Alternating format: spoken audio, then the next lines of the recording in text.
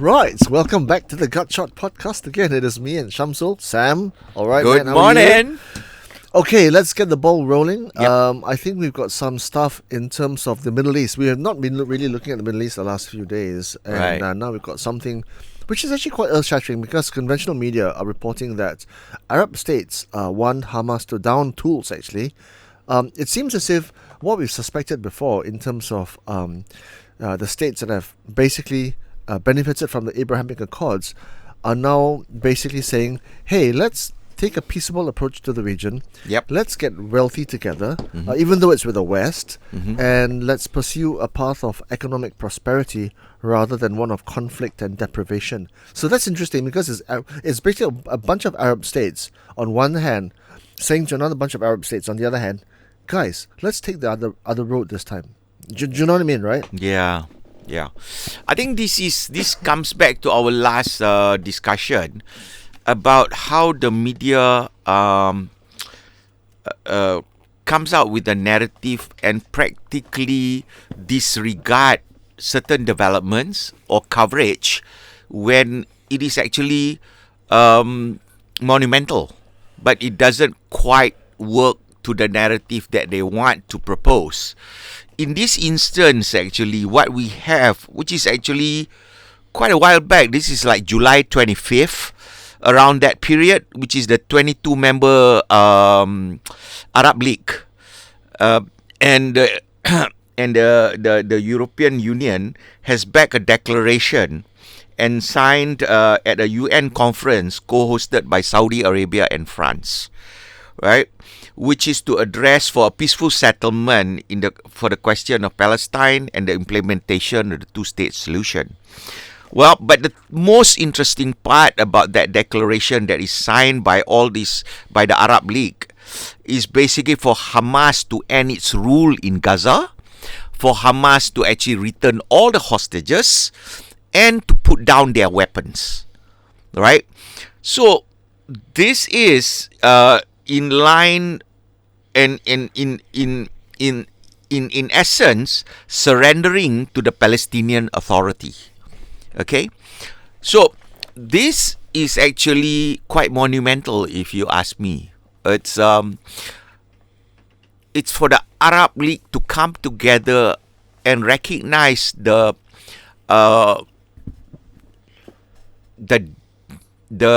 destructive effect of Hamas. And that is the only way for the region to move forward, for the Palestinian people to move forward. And yet, if we read our mainstream media, we don't see this in the media coverage. We even don't see this among our Asian population when they share news of this nature. So I think this is a part where it has to be really unpacked. And why this is happening, I think Said brought up a very important point when we had him on the podcast as a guest, which is the region very much wants to move forward from an economic standpoint and not be stranglehold by the issue of Palestine.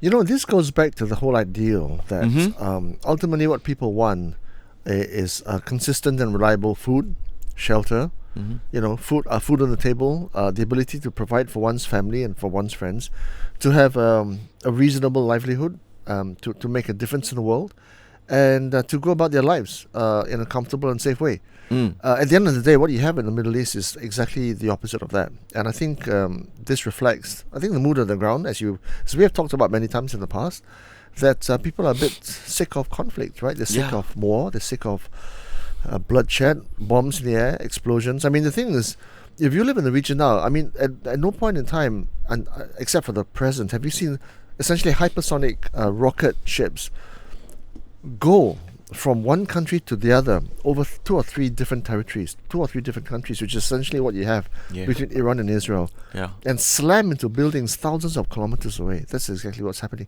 It's like the end of the world. It's like Armageddon. And imagine if you live there, right, Sam? Yeah. I mean, that's hell. That's living hell on earth, isn't it? Yeah. Who the hell wants to live through that? Yeah. Year in, year out for decades. I think this is good. How it gets done, the reconstruction of Gaza that President Trump has talked about, whether with or without, the intervention. I think from a headline perspective, that's good. How it comes about is I don't know. But at the base of it, as human beings, you and I know, right? What do we want as human beings, right? Seriously, Yeah. in our heart of hearts, we want just those things. That's it. Yeah. Good friendships, a loving wife, a comfortable home, food on the table, and have a bit of a laugh with our friends. That's it. Well, I think the problem basically lies in terms of the fermentation of hatred, the fermentation of war, because that actually benefit the political forces involved.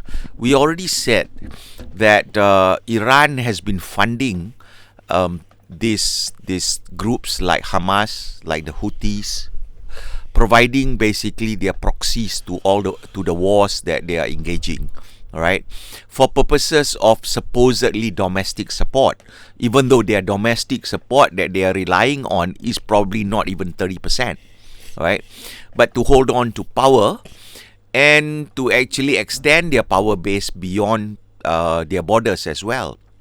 So the problem I find also is, let's say, this narrative of what is happening in terms of, it is very difficult for you to end the war when you have Hamas still holding hostages and still holding weapons, right? Whilst there are, even in Israel, a debate in terms of how their Prime Minister Bibi Netanyahu actually has been conducting the the campaign, but at the end of the day, when you get recently the video that came out from Hamas themselves, which emancipated hostages, right, that are starving, that they have been kept for more than a year. And why?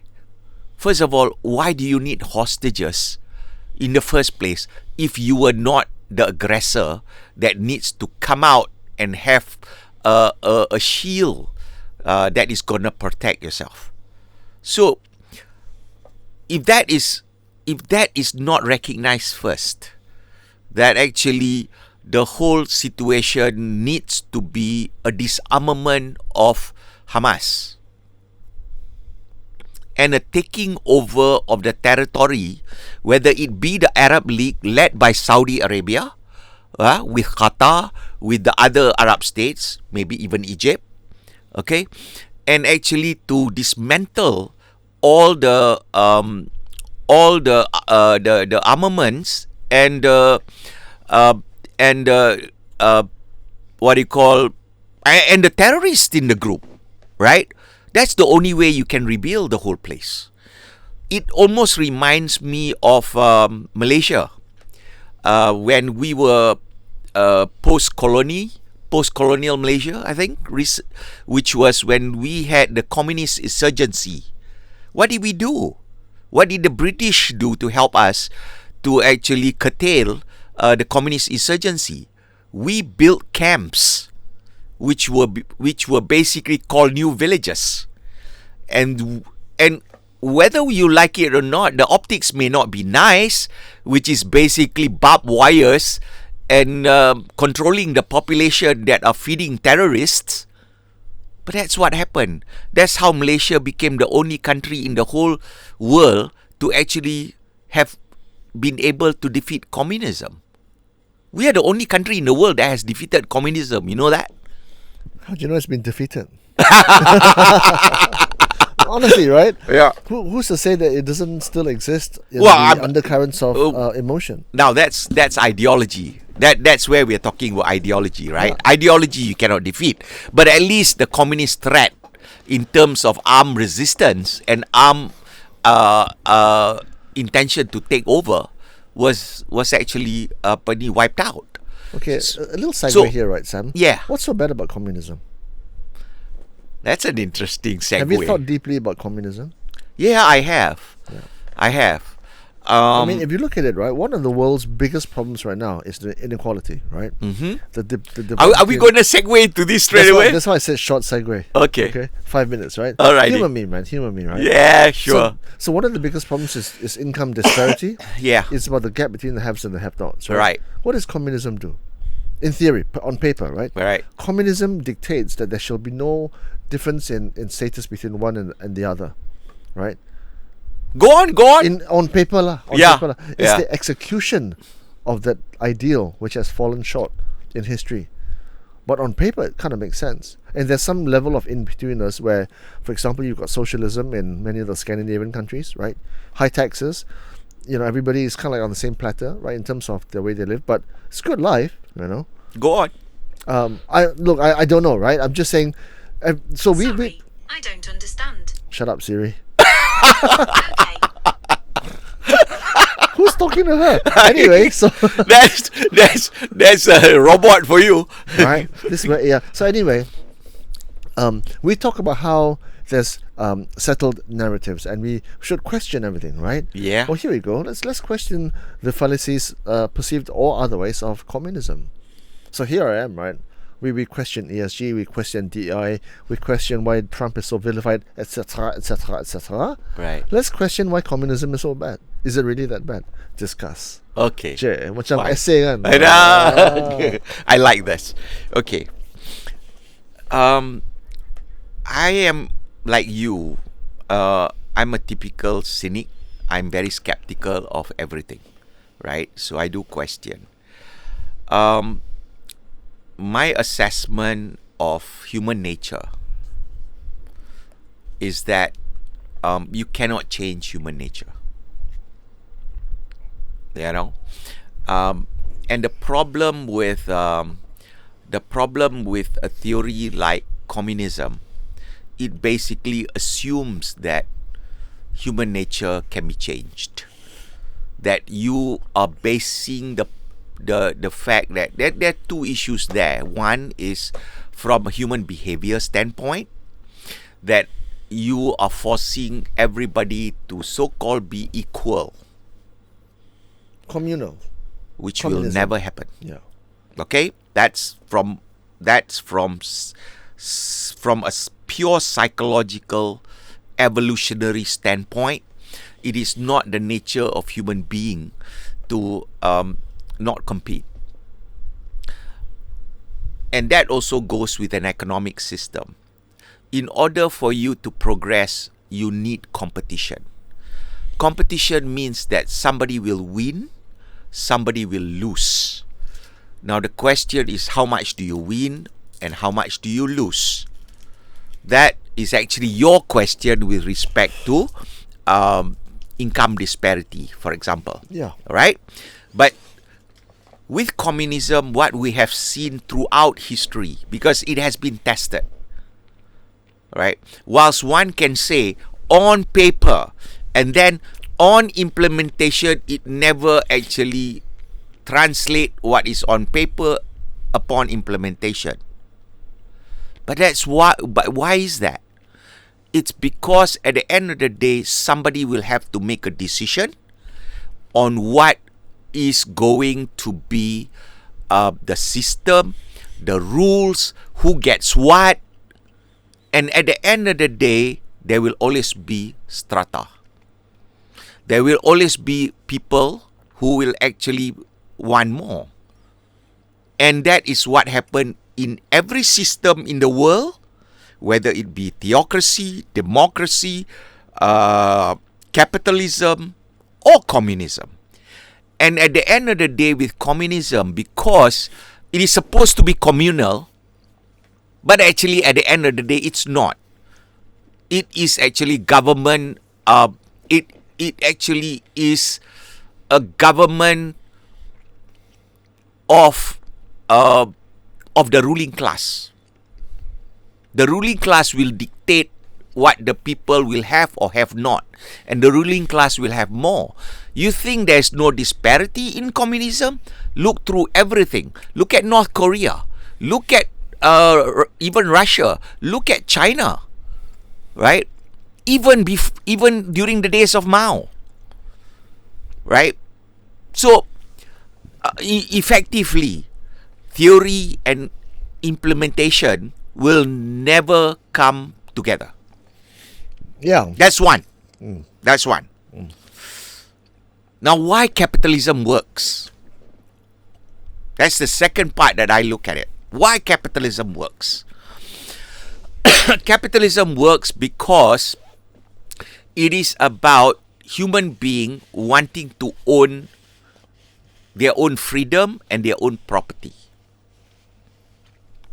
They're not sharing the property. They work for it and they compete in order to own that property. Okay? So that's the basic of capitalism. So it's trading for ownership of your own property. Actually, Sam, Yeah, go ahead. the reason why I said that is because I just want to see what you're going to say. Actually, in truth, in reality, Right. I do believe that capitalism is the best reflection, system-wise, of human nature. And when you look at it from a clinical psychologist standpoint, human beings intrinsically know where they stand in the social pecking order. When you go into a room of strangers for the first time, Yeah. within the first 30 seconds, you know where you stand in economic terms, in social standing terms, in size terms, in interpersonal terms. Hierarchies have always existed, and since the beginning of time, right? Within a minute of meeting you, and within 2 questions of talking to you, I know roughly how wealthy you are, how educated you are, where you live, where you stand on matters of importance, and I can size you up. And I'm sure you are as good at this as well, because you met a lot of people. And within the first minute, I can understand where you generally stand on the pyramid of hierarchies. Are you nearer the top or are you nearer the bottom? Even from the way you dress, right? And the way you walk and the way you carry yourself. Hierarchies have always existed. And I think that's why capitalism succeeds, because capitalism reflects the hierarchies in the system. It reflects the difference in qualities between people. People have always been born, some have been born bigger, stronger, smarter, more hardworking, more industrious, more ambitious, and some less, right? Yeah. Some weaker, some lazier, some not so willing, not so ambitious. Yeah. And if you had communism, you're saying that the taller, stronger, smarter, more hardworking guy is on the same footing as that weakling who's got no ambition, no drive, no brains, and no initiative. And I have to subsidize his life. Exactly right. So that's why I've got problems with quotas and ratios and disproportion or correcting disproportionalities in the system, right? I fucking hate quotas, right? Yep. And Same a few here. days ago, someone wrote to me saying that, let's just say a particular gender is underrepresented in the political system, Right. and they belong to a 30% club, and then they wanted an interview. I said no, because I don't believe in correcting disproportionalities, because that reflects society. Yeah. And capitalism reflects the difference. So I just said all this to basically get your knickers in a twist. No, But I mean, capitalism works. I mean, for fuck's sake, it bloody works, right? it's So yeah. But yeah, should it but be, but should it- going to income inequality, Yeah. that is a different issue altogether. Yeah. And even income No, equality. but it's the same thing. For someone who is willing and able to work harder, Right. take more risks, right? Put their resources, and resources could include time, right? Not just capital, time, right? And for those people who make those sacrifices, it pays off. And can you begrudge Jeff Bezos, who's worth, I don't know, $150 billion? He packed in his job as an investment banker when he was 29, and he said, let's roll the dice with Amazon, right? Yeah. And he had many years of losses, of degradation, Yep. of being, basically made a fool of and called an idiot by Wall Street, and nobody bought his stock, nobody gave him money. And then look, he just ultimately made it pay off, right? Yeah. And for every guy that's Jeff Bezos, there's 100 more that have not succeeded, right? But that's why he got rich and that's why he got poor. Well, So I think what I'm trying to say is that communism is that bad lah. But should it have been stamped out with such force and such vigor? I don't know. Was think the it the problem- evil that the Americans said it was? I don't know. But, well, I mean, my thought about should it have been stamped with such vigor is because It's a threat to the American system. ideology. No, not really, I because mean, at the time it was the- portrayed, right? the In ideology 60s, itself is about domination. All right, they need to change society. It's a revolutionary ideology that is willing to sacrifice the lives of others in order for it to take control of society, because they feel that capitalism is so bad for the human condition. So it is no different. The way it manifested itself is no different than how a theocracy looks at society. That because they believe it is mandate from heaven, that they will stamp out with blood, and with a sickle and hammer, in order to actually take control of society and implement it. That is what happened, and therefore the reaction to it must be equally strong. from the communist perspective, but from the Western perspective. So it's basically a clash of ideals, I think, which is why it escalated into conflict, right? And that's all you had. Well, I guess to some extent. it doesn't have to be communism. It could be Islamism. Correct. So conflicts have always no different. existed throughout history when civilizations and ideals clash, right? It's whether it's a faith or whether it's a system of government, Yeah. right? Even for fuck's sakes, Manchester City plays Manchester United, they get drunk, and then they start fighting in the streets. It's tribalism, right? And Sebastian Younger talks about tribalism, and all of us are essentially tribal people. We belong to these teams, whether it's I'm from Penang, you're from Selangor, let's fight. Or you're Man City, I'm Man United, let's fight after having a few beers down the pub. You know, that kind of stuff. Or you're Beatles and I'm Rolling Stones, fuck, I hate you, you hate me. Do you know what I mean, right? It's tribalism. So at the end of the day, what I'm trying to say is humans are idiots. I agree with you. No, seriously, right? No. Okay. Now you're bringing the science in me. Okay? Now you're bringing the We're science. essentially in me. human beings, right? We And are we're tribalistic. essentially a few million years ago apes. We're still bloody apes, man. All right? So, genetically, okay, pre-programmed in our DNA, the apes are also tribal, 100%. right? 100%. You Okay. see the chimpanzees, the way they bludgeon to them with great violence And is incredible. so, we are actually, as we evolve culturally, okay, then what happens is that the mental aspect of it softens the brutal part of our brain.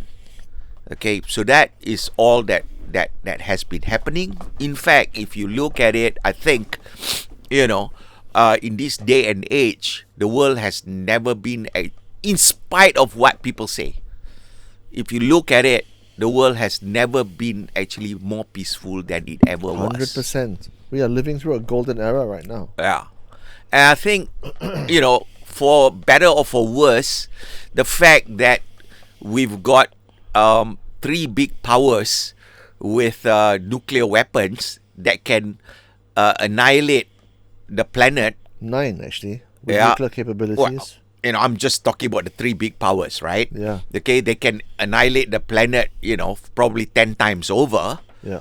It's good enough reason for them not to actually engage in kinetic war directly, All right? it takes is one of those 9 leaders to have had a huge piss up the night before. That's exactly the reason right? why. And then the next day they're like a bit hangry, right? And then they say, I don't like the way these people look. I'm just gonna Right. right? Okay, I do want to address this issue since you brought it up. So Yeah. this segue is going to be slightly longer than 5 minutes, right? Income inequality. Okay, come. Okay, here's my thesis on income equality in this 21st century.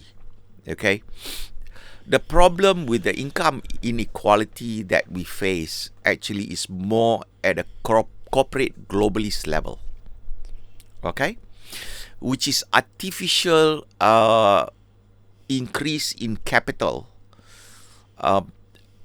due to the corporatization of businesses. Okay, and the rewarding of of senior management through no real tangible business effort except for the valuation of their stocks at that particular time. Okay? That's my problem with this part of income inequality. Because I think you have to earn it. You have to earn and build something. Like you say, Bezos built something, right? Trump, for example, built buildings, right? And market them. Okay? The fact that you take over a company and you gin up the stocks and you make more, you make hundreds of million plus, in stock options, it just makes no sense to me. Well, why? So maybe because private corporations, because of their scale, Yeah. that's where the return on your economic productivity is, isn't it? Right? If you had a country of individual workers, pulling their own weight, whether it's being a car mechanic or being a panel beater or whatever, your GDP isn't going to be very high. But when you've got corporations that are building businesses at scale, right, and amassing the human capabilities of a corporation in collective terms, then you've got a company which can be valued at, I don't know, 50, 100, 200 billion US dollars, right, which is what we're seeing now. And you might conceivably say then those people should be rewarded amply for the effort that they put in. And that's capitalism in its most brazen sense, isn't it? So there's an element of contradiction in there from your viewpoint, because if you want capitalism to work, you need to amass the abilities of more than one person in a team, right? And that's what corporations are, isn't it? Okay, So I'll get to that. How can you say that that's fallacious? I mean, the mismatch between a CEO's salary and the lowest line worker is something like, it's never been higher, 45 times or whatever. Okay, let me get to that point of yours, right?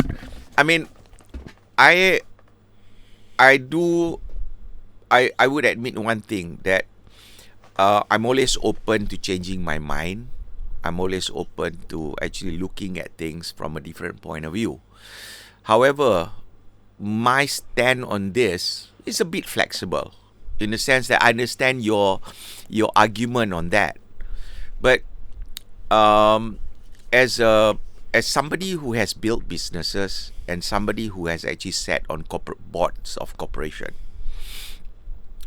what I have noticed is actually the proliferation of the size of the corporation, and the business beyond what actually is I would call realistic. When you have 50, 60 times valuation, 70 times valuation, it makes no sense. It's just not sustainable in a realistic standpoint. Somebody is making money, and more than anything, it's just like it basically becomes a Ponzi scheme. That it's a bubble that is just waiting to crash. I mean, let's take, for example, the Disney Corporation. Okay? When was the real last time that they have made a movie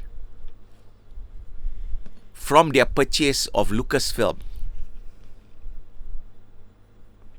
That a movie or a TV series that actually has made money. Probably a decade ago with Force Awakens, Okay. as I was mentioning. Okay. And yet the CEO, Kathleen Kennedy, is still earning tens of millions, if not more, right? And she's not fired. Well, so the thing is, when you look at the business of Disney, right, it trades at 23.5 times earnings. Okay, which is not huge, right? It's pretty fair, right? But it's not just a movie franchise. It's other things like their theme parks, their cruise ships. No. Do you know that you can actually take a Disney-themed cruise ship from Singapore, right, and have a Disney experience on a cruise ship? Well, that's the reason That's why pretty cool. That was the reason why Right? And they're I also a did media not. company, right? That's the reason basically why Yeah. I didn't quite take the example of Bob Iger, because Bob Iger is sitting at the Disney Corporation. Okay. That's the reason I took the example of Kathleen Kennedy, Okay. right?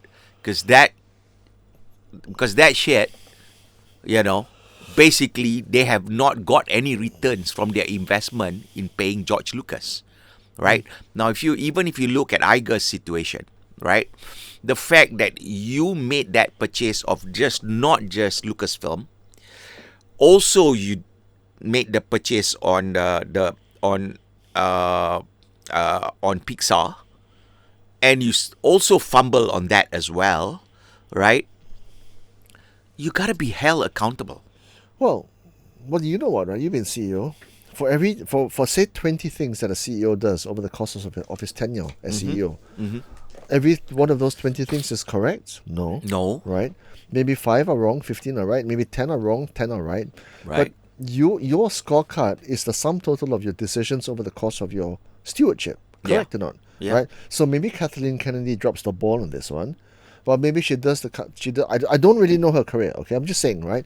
Maybe she's done the company proud in other ways, like steering the ship into theme parks or into No, cruise lines she's or not to involved in the theme business. park. I don't know. I don't Yeah. know, right? I don't know. So I'm just saying, giving right? one example. Yeah, but right? but you're pointing out the fact that one of the problems with that income disparity is the fact that corporations have become so bloated and so profiteering at the expense of the normal person, and it's unfair, right? That's essentially what you're saying, correct? And Right? basically because it's so tied up to the stock price Yeah. that actually when the stock price or the valuation of that company or the capitalization of that company is so unrealistic. Yeah. That- But it is the sum total of companies like Disney which give America the power it has to control and to hold sway over its tariff partners, because Well- that's the reason why countries like India or Indonesia or the European Union, they want to do business in America, because America is this magnet of business and monetary appeal that no other country in one space can command. That's why Donald Trump can go around the world and wave his big shiny orange balls from left to right and say, do business with me or fuck off. Well- But that's essentially so Disney, right? It's just a microcosm of the US economy. When you look at it, right, Nvidia, and by the way, Nvidia, more than half of its employees are worth more than 25 million US dollars. And this is a recent study done, right? Nvidia's market cap today, $4.4 trillion market cap. Yeah, what's is worth more. what's the PE on that company? I don't know. But Nvidia's market I bet value. you it's more than 70. Okay, let me check. Give me a second, right? Yeah. But Nvidia's market value of 4.3 trillion US dollars Yeah. is bigger than the entire British economy. Yeah. It's also bigger than the entire German economy, and the German economy is the biggest Excuse one me. in Europe. Well, So if you talk about American soft power, it's American economic power. and Exemplified and by I think companies this like is Disney. where probably we disagree on where is the source of that power. Go on. And I think the source of that power is actually its capacity to actually produce 58 more than times. actually valuation. 58 times. 58 Nvidia. times. Yeah. So It's pretty generous. pretty. But it's yeah, not crazy. I'm off by about 10 points. It's not crazy. Yeah. It's not crazy. Well, it's reasonably crazy if you ask me. I tell you what is crazy. Palantir is crazy. Palantir's PE is 597 times. Ain't that something? Right? Yeah. So, I mean, when we look at all this, right? So that's the only thing I would say that my problem with respect to income inequality. Okay. Okay? I don't have an answer to it, to be honest with you. Right? And I think we got to live with it. I think that's what we got to do. We got to live with it. Yeah, I think it's at the end of the day, it's a question of what does the problem also is that board members in such a big corporation are usually beholden to the CEOs, if you ask me. Depends on whether the CEO owns 20% of the business or more. Not right? really. Right? Not really. Unless the board members have not been nominated independently and they've been nominated by the CEO, then there's a problem, right? You Yeah. got board independence. Yeah. Correct or not? That's part of the problem. Yeah. Part of the problem is actually quite a number of those big corporations were brought in through the influence of the CEOs. Yeah. Yeah. Especially in this little old country, right? Board seats are seen as rewards. Yeah. Especially Well, Though I say it. shall we not say it? So I think that is the only part about that's not the only part, but that is a concern with respect to, I think, runaway capitalism as far as I look at it. Yeah. Right? Because I'm a capitalist at heart. I that's how I think the world economy has gotten to where it is, and getting people out of poverty and getting people into living better has been as a result of capitalism being adopted in most parts of the world, right? So, and to a certain extent, actually, China adopted a pseudo capitalist society as well. 100%. You Yeah. just go to Shanghai, see how much money there is there. Right. It's crazy. So, they know what works. Yeah. So, I think that's a nice segue. Maybe we look at what's going on with the global trade at the moment. 50%. 25 plus 25. 25 plus 25. That's what on India told. Yeah, that's what the US told India. Okay. Let's so start with 25. Some of our audience, some of big audience are coming from India. Yeah. So let's 25 talk about their part of the world. Yeah, so the US sees a gross imbalance in trade between itself and India, Yeah. and it started the ball rolling with 25. And now they're saying that because they are essentially buying oil from the Russians and thereby enabling Russia to continue its war with the Ukraine, essentially helping the war efforts. It is now, and because Donald Trump doesn't like it, he's saying, well, I'm going to slap another 25% on that, and you pay me 50% to do business with me because you are helping the war in the Ukraine. So to me, we've always said this, Donald Trump is not a warmonger. He's a business person. Yeah. He doesn't like war. War is bad for business. And in some sense, he's putting his money where his mouth is. He's given, I think, 12 days of deadline to work this through. Let's see where it goes. Yeah. I think this is where, to a certain extent, I go back to the question of whether we have a multipolar world or a unipolar world. And at the end of the day, if you were to ask me, just like any autocracy, if there is an autocracy, you really need a benevolent or as benevolent an autocrat as you can get. Because if you don't have that in an autocracy, all right, the governmental system collapse. Okay, and you will have tribal fightings, you will have factionalism. Actually, China has shown us that over since the days of Mao. Yep. Right? So if you come to this with India, one thing that I think people need to realize, and even India need to realize, that is a very difficult country to govern. Have you been to India? I'm sure you have been. I many have times, not right? been to India. You've not to be been to honest. India? No, Holy I have not moly, been man. to India. India is an assault. Please tell me. India is an assault on the senses. Right. At the same time, it's like being on acid, ecstasy, and a bottle of whiskey simultaneously. No shit, bro. No shit. Right. And it lasts from the minute you land in the airport to the minute you leave. It's a constant bombardment of your senses. Of senses. Yeah. Yeah. And it's amazing. So where have you been in India? I did the whole Rajasthan route. So Delhi, Agra, Jaipur, Jodhpur, Udaipur. Beautiful part of the world. Northern India. Gorgeous part of the world. And in fact, 2 weeks' time, I'm going to go to India again to the Himalayas to ride motorcycles. Please do not get hurt because I need you back. Pahalgam is a lot further away than we think from where I am. So Pahalgam is where we had militants essentially attack Indian citizens, and of course it's again a religious conflict between the Hindus and the Muslims, and this goes back as far. It's really funny, isn't it? They all have the same skin color. They are from the same ethnic group, actually. Do you know that? Isn't that nuts? Do you know that skin pigmentation, the difference between white and yellow and red or whatever it is and brown, right, is 0.3 micrometers, and below that we're all the same. same color blood, same It's bone, or- same tissue, same shit. That's how stupid humans are, I know. right? Yeah. We started this whole thing with humans and their, frailties, right? Yeah. You can't get any more frail than that. I mean, Yeah. and they've been doing it for millennia. So, I mean, going back to our good old India, Yeah. right? Doing business in India as an outsider is damn hard. Yeah. Okay? Did you try? Yes, I did. Did you succeed? No.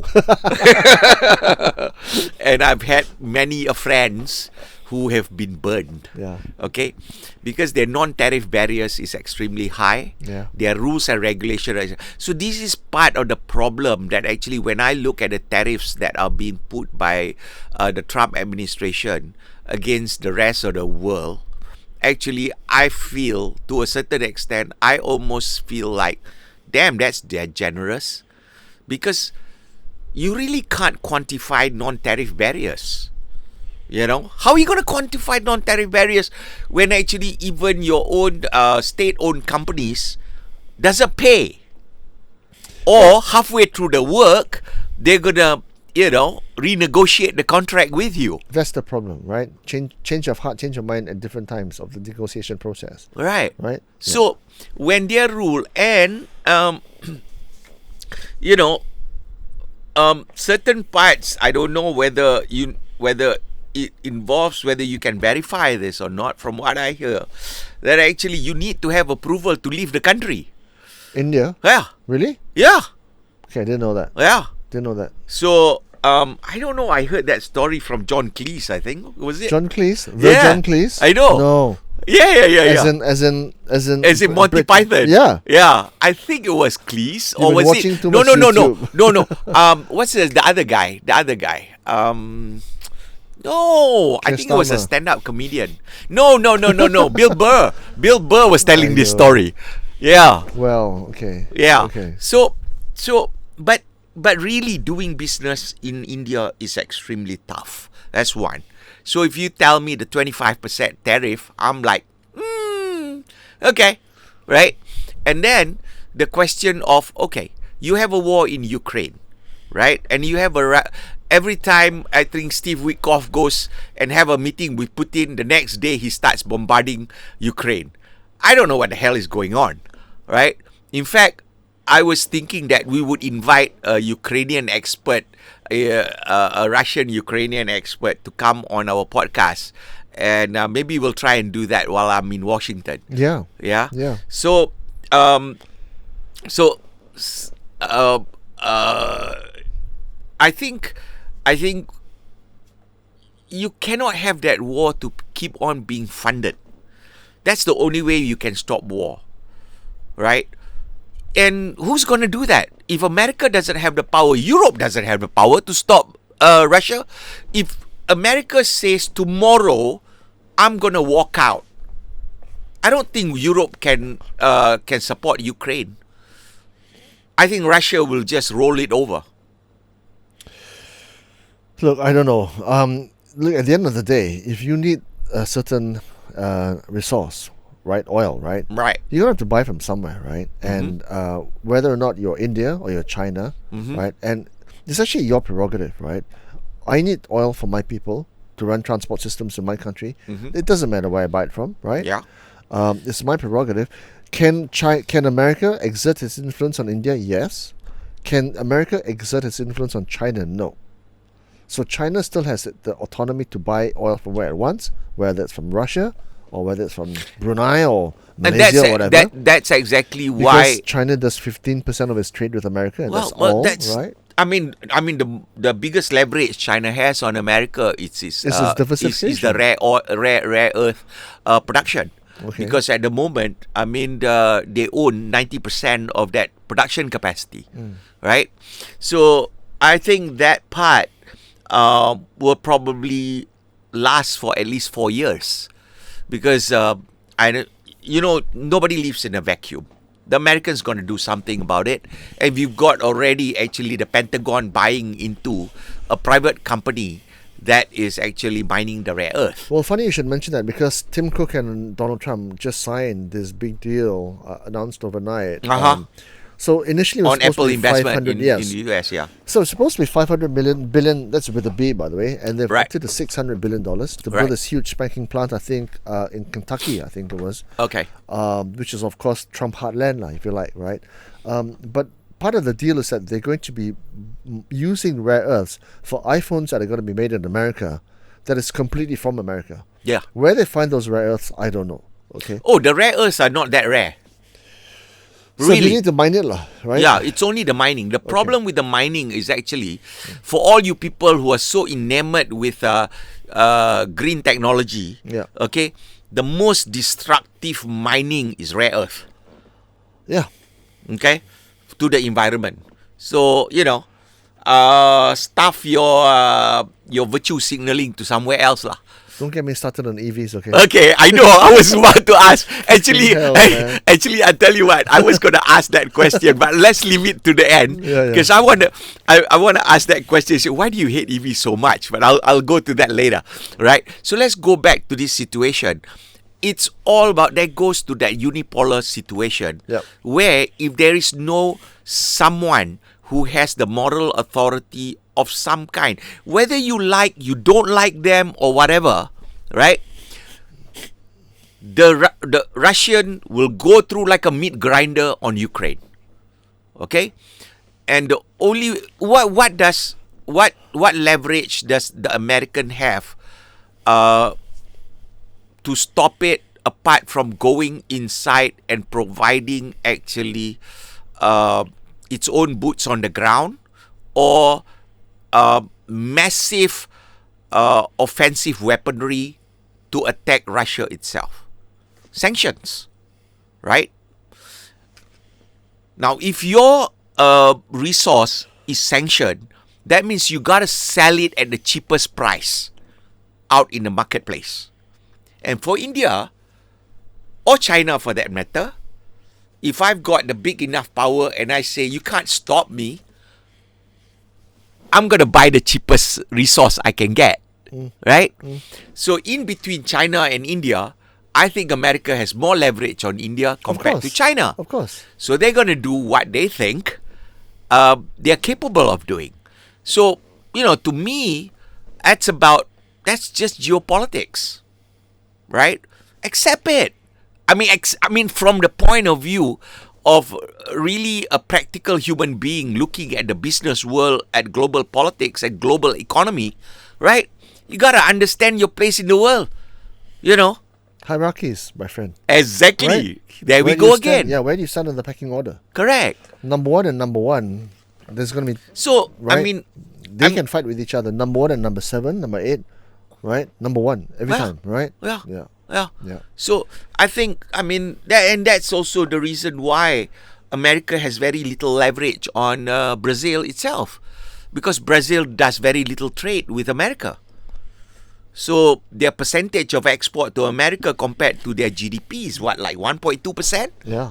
It's not even 2%, Yeah. right? Yeah. So everything is about leverage, Exactly. right?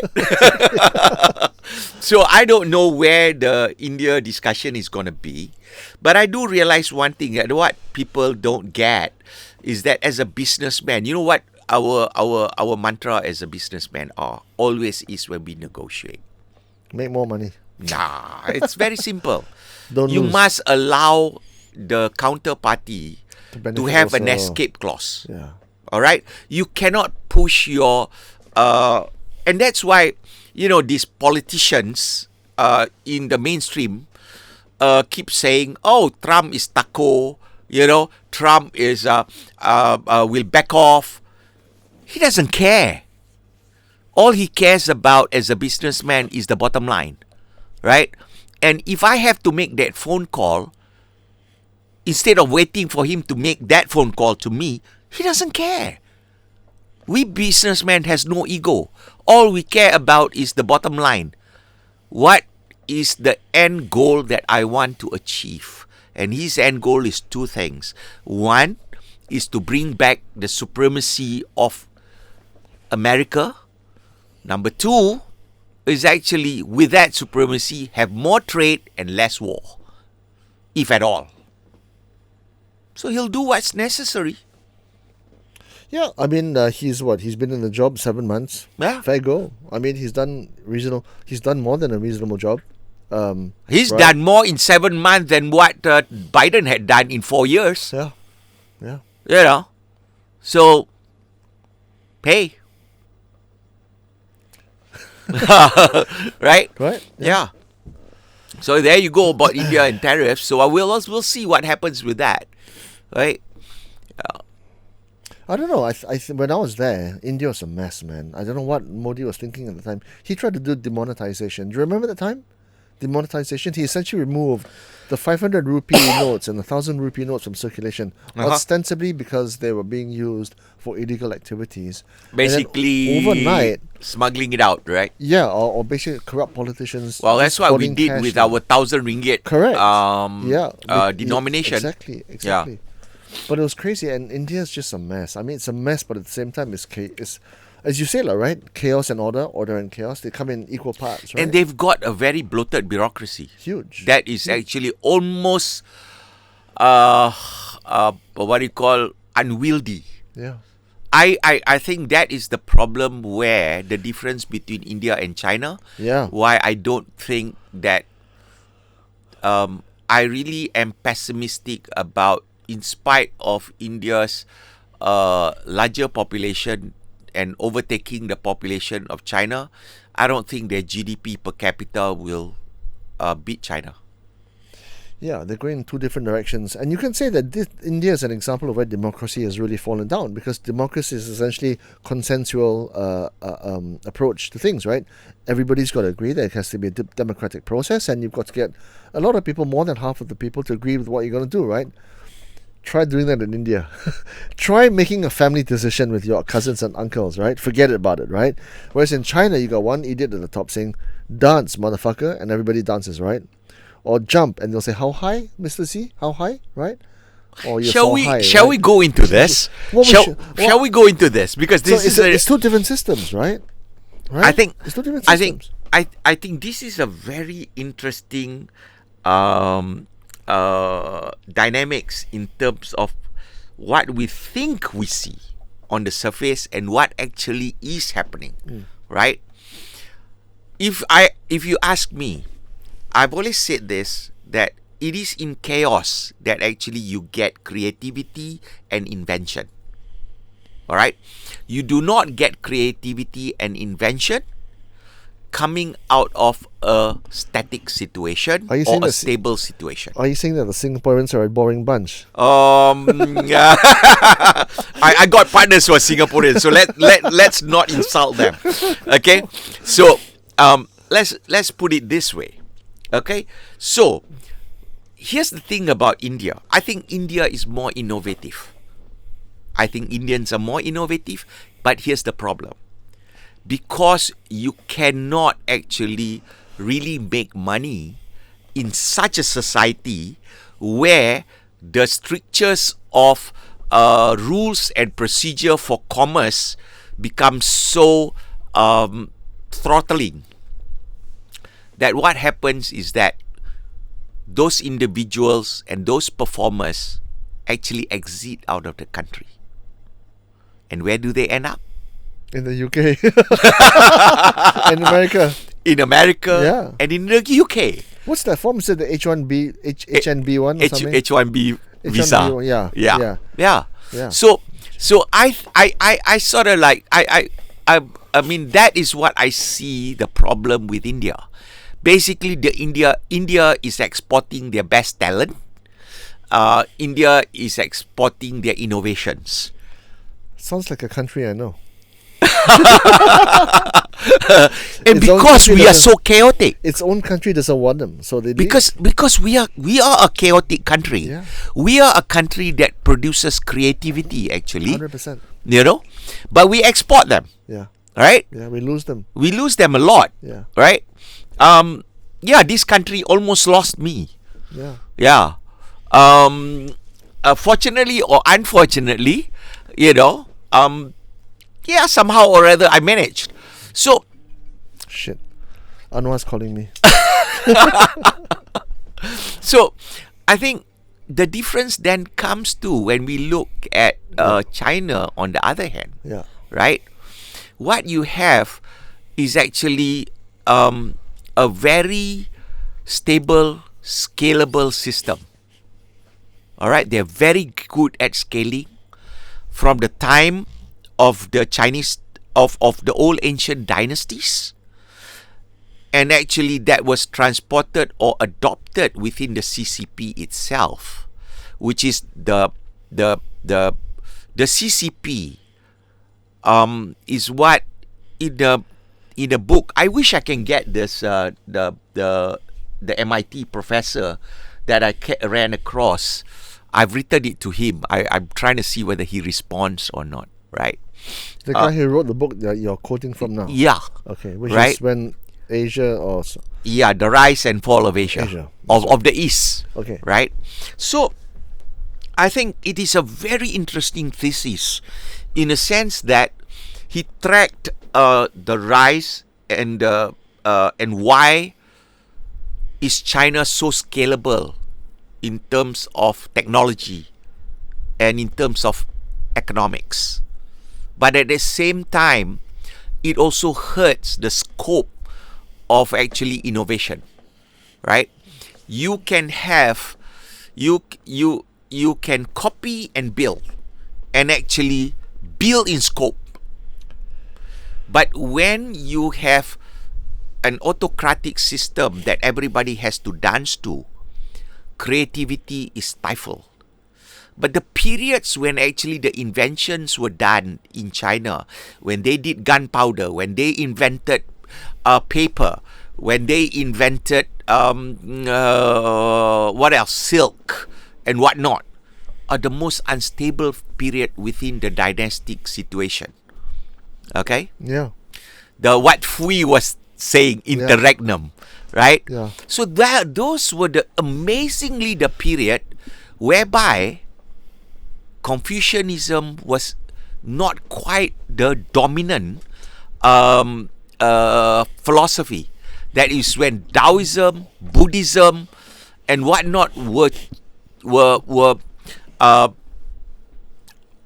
joking for places, and they had the warring states. Okay. However, when they were more stable and they had under one long dynasties, they were bureaucratically extremely well managed. But the invention stops. A lot of Muslim scholars, but Chinese scholars, Right. or let's just say China sympathists, Right. would disagree with you. They Sure. will say that China has been innovating, hand over fist, for millennia. They will say China registered more patents in 2024, and for the last 10 years, on an order of magnitude greater than any other country in the world. They can say that, right? And who am I to argue with that? I don't know. I don't know the I'll details, argue with that. right? I'll argue But with they- that they can say because that, I've seen right? the statistics. Yeah. Okay. But you can, yeah. But No, what I'm going to argue with that. But what I would say is that some of the most creative people, some of the most amazing entertainers, authors, musicians, actors, whatever, have come from turbulent backgrounds. If you look at people like Janis Joplin, you look at someone like, people like them, right? Kurt Cobain, etc. They come from broken homes. They come from parents who are like drug addicts or whatever. But they come out, and because they find a release and escape in their art, they can reach heights that no one else can. Can and I you can just say it's go a back, microcosm, if you don't right? mind, can I just come back to that statistics Which one? So the patents. of the patents? Okay. Right? China has is the second most patent submitted, registered, Yeah. compared to the US, right? So who But- who registers but more? here's the US or problem. China? If I'm not mistaken, I gotta go back to it. It doesn't matter really because as easily put this way, they are bigger than Europe. Okay. Okay, 100%. right? They're 100%. Their number of patents compared to Europe, they are bigger, Okay. but they're not even close in terms of citation. Okay. Okay? So what does that tell you? That tells you that there is quantity but not quality. China leads globally, followed by the US, Japan, South There you Korea, go. and the European There you Patent go. Office. But when But it the comes thing to is- citation, they are way behind. Okay, so I don't know enough. I can't say. I don't even know the process, because as we talked about statistics. No, because citation is very statistics and simple. guidelines, right? Citation means that actually your research is worth for it to be looked by your peers in order for them to continue the research elsewhere. You know, like and it is because of this. Like in Malaysia, right? One of the way for you to get tenure and to actually move up is actually to publish more. Okay, that's bollocks, right? What are Right? you publishing? But Yeah, what are you publishing? exactly. Right? What are you publishing? So the same is what is also happening in China. There's a lot of publishing because in order for you to go up, you got to publish more. Correct. So what I'm trying to say is that although you might get citations from your fellow scientists, example, right? But how that many- means how many different. of them will change the world? No, but this is what I'm saying. You can publish. You can publish, but if it's worthless, nobody's Correct, going to look correct. for citation for So you. correct. So scientists to scientists, they don't when they invent something, they don't necessarily invent with the end point in mind. They invent something to make something faster, better, cheaper, for example. But do they have an idea of whether it's going to change the world? For every 1,000 patents, the one that can change the world, the one that can really move the needle. I don't know. I'm just saying, right? No, I'm trying to don't- explain. I know what you're saying, but Yeah. I don't know the process. Is what No, I'm the saying, process right? is very. See, I mean, in essence, it's like this. In essence, is that if your research is being referred to more often Yeah, than somebody else's, yeah. Then and it's better. that means that your research has worthiness. Yeah. Right? The fact that actually, in spite of you having published so much more than other people, and actually the number of citation from your from your published work is so much less. It just tells you the same way about actually what is happening. Okay, so to settle this discussion, Yeah. we know lots of Chinese people. Mhm. We know lots of Indian people. Let's just ask them: are you more creative or is he more creative? How many Chinamen you know other than me? Right? Well, plenty. Right? plenty. Let's go. I know lots of Indian fellas. I'll ask Right. him, "Hey, Burger, you creative?" or not?" Let's think about that. Like, that's a good question, right? That's Because- actually a no lah, good Burger, question. I'm more creative than a bloody Chinaman. Blah, blah, blah, blah, blah, blah. That's You know, joking. if you were to ask me, right? Yeah. I mean, ask Malaysians, which is extremely multi-ethnic the way we are, I love that fact. right? Yeah. I must say, if I were to be, and I'm gonna piss off quite a lot of my friends, the Indians are more creative. That's because they've had the more shit thrown at them than the other guys, right? So the more shit that you got thrown against you, the more creative you got to be, right? Think about Kurt Cobain, right? Think about Janis Joplin. How shit was their life? Look at how amazing they are. And then they died at 27 years old. and that's why I guess most of our accountants are Chinese. Because they want to follow one rule that, you know, fuckers. and it goes through this column and move through that column, I mean, having said that, I must say they're more creative. I mean, among my friends, I find that the Indians are a lot more creative. To all our Indian friends, buy whiskey, okay? yeah. Oh my God. That means I'm gonna get it, man. The next poker session, all my buddies are gonna screw my ass. Oh my Don't goodness. say that too loud, bro.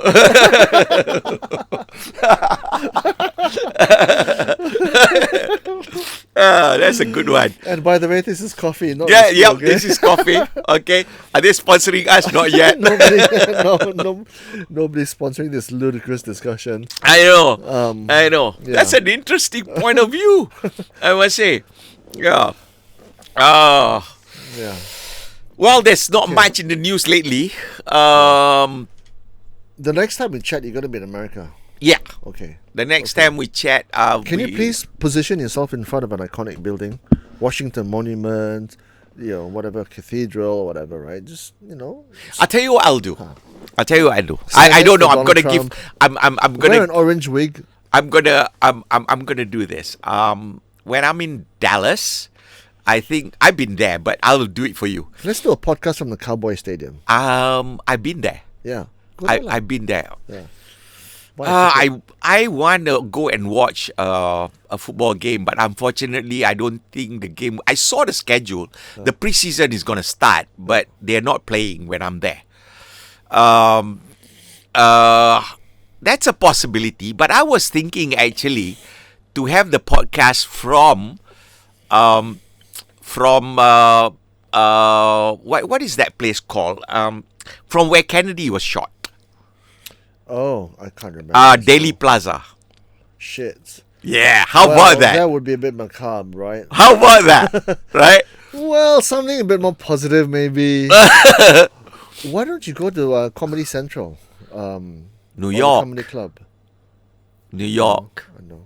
That's Dallas, right? Not Austin. Austin is where Joe Rogan is. Yeah, but I'm not going to Austin. Yeah. It's quite a drive to go down, and I'm lazy. Go to Larry Dealey Yu- Plaza. I could go to Go- the. I go- could go to the. To. But I've been there. What's Larry Ewing's house called? Huh? Larry Ewing. Oh, I don't know. I don't know. You know Dallas. I know Dallas. Yeah. Da. You got to be old enough to know. Yeah, let's see whether I'm in a farm somewhere. But Yeah. then it's not. Then our audience won't see it. Yeah. So either Dealey Plaza or the Cowboy Stadium. But the Cowboy Stadium, the most interesting part of the Cowboy Stadium is if you are inside. Being outside the Cowboy Stadium in Dallas in summer is not a pleasant experience, right? Now, the next week after that, I'll be in DC. Yeah. So I'm thinking about I will probably zoom in from at least I will from Capitol Hill and definitely the Lincoln Monument. Yeah. Yeah. Yeah. I think the Lincoln Monument is awesome. Yeah. Yeah, I've never been to Wasn't DC. that where So this is going to Gosh. be my first time. Yeah. Yeah. So that'll be fun. That'll be fun. But Congress is not in session. So that's a bit of a doesn't mean bummer. you can't doorstop someone. No, on the yeah, street, that's exactly it. Hey mate, let's have a walk. Yeah. Pull him on I the want to lapel. get I was thinking about getting the somehow bumping into who's that Ben Crenshaw, the rap from Texas, with the eye patch. Oh yeah. That would be fun. Right? See whether I can get Ted Cruz. Well, they did get Tom as well, yeah. Huh? Tom. Cruz. No. You gotta go to LA. And we can't get Tom, get Penelope. Penelope Cruz. Bad joke. Sorry. So I think we'll do that. Yeah, all right. We'll do that. We'll do the podcast. We'll do the Zoom from Dallas and from DC. Cool. And then when we get back, I think we've got a few guests lined up. Yeah. Yeah. So We shall unveil those when the time comes. I think we'll unveil those within when we do the cast from the States. Yeah, we'll do the unboxing then. Yeah. There you go. All right, man. Thanks. All right. Okay, cheers. Well, cheers. Out of a day. Good day. Good night. Bye bye. All right.